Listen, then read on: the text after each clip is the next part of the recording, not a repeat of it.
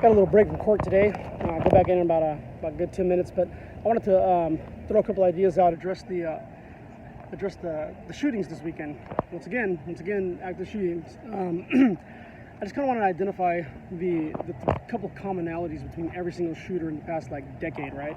So one, each of these guys had traumatic have all had traumatic childhoods. You know, whether they were bullied or they were sexually molested or broken homes, whatever it may be. They all had traumatic, violent childhoods, okay? Now, the second thing that where they have all commonalities is each of them, either months or weeks leading up to the event, had another traumatic experience, had another traumatic event happen to them, whether they lost their job or a relationship changed, perhaps they lost a loved one. Something triggered that, right? Something triggered an already traumatized person into committing this act of violence. They were so angry that they wanted to have everybody else feel what they were feeling, right? And another thing, a common theme is the means to acquire weapons and to commit these horrific acts, right? So 80%, there was a study done on this by the Department of Justice, 80% of these individuals who acquired these weapons, they acquired these weapons from family members. So they've already had the weapons, or their family members had the weapons, okay? So what I wanted to do is, I can think of a way how each and every single one of us can instantly have an impact on mitigating this, right? Number one, do you meet that criteria, right? I know I do. I know I had a pretty violent and traumatic childhood a couple times as a kid.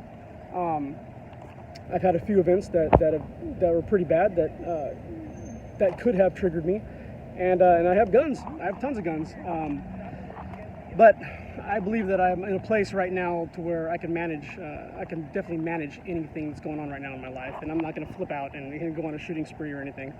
But I guarantee you that each and every single one of you knows somebody like that. Each and every single one of you knows someone who's had a violent childhood, who has had trauma in their life, who has perhaps lost a job or got out of a relationship, a bad breakup, something significantly impacted their life today, right now, and probably have the means to acquire a weapon. Check in with them. That's how we're going to defeat this. It's up to each and every single one of us to put in some skin in the game and check in on these people. Each and every one of us knows somebody like that. Each and every one of us.